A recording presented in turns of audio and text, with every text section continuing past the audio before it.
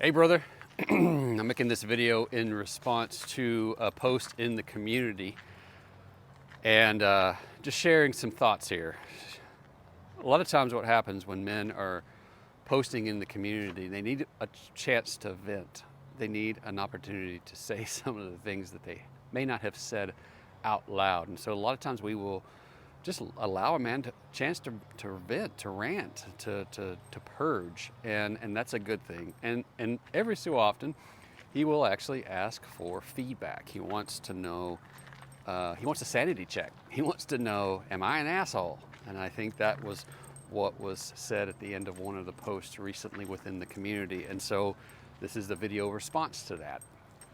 And in that post, there was a lot of talk about what she's not doing. She's not this, she's not that. I'm not happy with this, I'm not happy with that. She's kind of on a tear, she's toxic, all of these things. And I get it, man. I read men's posts all the time about their women and how they are just, how they're just hard to live with. And that's good. That's good, right? We acknowledging the trials and tribulations that we're having, but a lot of times the bulk of the conversation is about what she's doing or what she's not doing, or what we're unhappy about her with. And this particular post today just kind of struck me that there's a part of the book Real Love where he talks about the options that we have when we're in relationship with another person. And he's talking about it from a stance of ownership, making a decision for ourselves. And this kind of, bleeds into boundaries and knowing what we want and being good with ourselves and not being outcome dependent, not being externally dependent on somebody else for our happiness.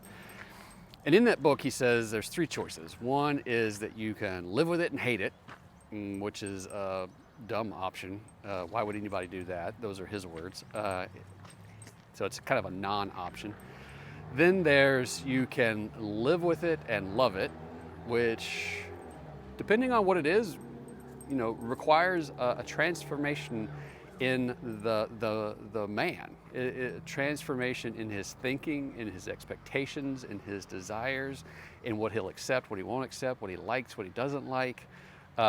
Something has to change within him, because if he's going to learn to love it and live with it, then he can't expect it to change. He has to change. So something about him has to change. His thoughts, his behavior, his expectations. So the third option is leave it, right? Leave it. If you can't live with it, you can't love it, leave it.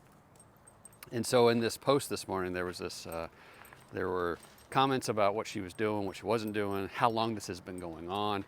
Like, okay, well, how much longer do you want to keep doing that, right? And as we do this work, we realize that a lot of what is going on is us, right? We're causing our own pain, causing our own suffering, that we've got to take ownership for our thoughts, ownership for our actions, make choices for ourselves, not make someone else responsible for our happiness, and get to that place where we make a decision, right? The live with it and hate it, live with it and love it, or leave it. And so there's this moment where I realize, oh, you know what's going on there? At least this is how I perceive it. And is that this man is either okay, three options. He's either reached a point where he is good with himself, he's not making her responsible for his happiness, and she is not turning toward him, not showing up as the partner that he wants, or he hasn't truly let go yet. He's not truly outcome independent. He's not fully okay with himself, and he's still making her responsible for his happiness, or he's afraid to leave. He's done all of those things, right? He's good with himself. He's outcome independent. He's not making her responsible for his happiness, but he's reached a point where he's not happy and he's afraid to leave. He's afraid to leave. He hasn't faced his own fear of leaving. And this is where there's more work to be done, right? There's more work to be done because this is an opportunity. This is his opportunity to face his fears, to face his what's bothering him. Why is he unable to leave? Is he unable to leave because he hasn't fully done his work? He isn't fully detached. He isn't fully independent? Or is he just got more work to do to figure out why he doesn't want to leave? Because really, when we get to a point where we have done everything that we can do, right? We can look in the mirror. We can say, you know what? I've shown up. I've addressed all of my issues. I've become aware of everything that I need to become aware of, and I've made enough changes in me that I'm happy with who I am, and I'm happy with the way that I'm showing up. And I've been showing up long enough, consistently enough, to give her an opportunity to turn towards me. And if she hasn't, then we get to make a choice for ourselves. Now, what we don't get to do is to grumble, is to all the time, right? And then wonder why she's nervous, wonder why she isn't turning toward us, wonder why she is difficult. And on the topic of difficult, David Data says in his book, The Way of the Superior Man, stop waiting for your woman to get easier. So this is, again, one of those moments of letting go of this idea that she's ever going to be easy, because she's going to change from moment to moment, right? And Alison Armstrong tells us that she's got a banshee going on. She's got this rage machine happening inside of her, and she's holding a lot of it in. And we have done, we've contributed to her stonewalling, to her holding it in, to her not communicating, right, to her being afraid. We may have contributed to this by shutting down her emotional safety, by not making her feel safe to open up and share with us. And I know I did that for years, for decades, and not realizing that I was doing it, and blaming her for being shut down. But now that I have fostered an environment where she can safely share with me and open up, she does. So Allison says, we got to hold out the trash can and allow her to be able to throw up, to purge, to be able to get out all the things that are bothering her. And so we want to do that regularly, right? Be able to hold out the trash can and allow her to detox. And it's okay for us to say, I can't hold the trash can anymore, right? If she throws up, and then, she feels better, and you're like, oh, good, right? She feels better. Then great.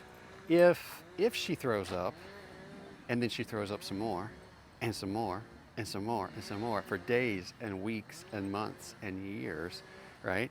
To the point where we no longer want to hold the trash can, right? It's full. Like, it just keeps coming.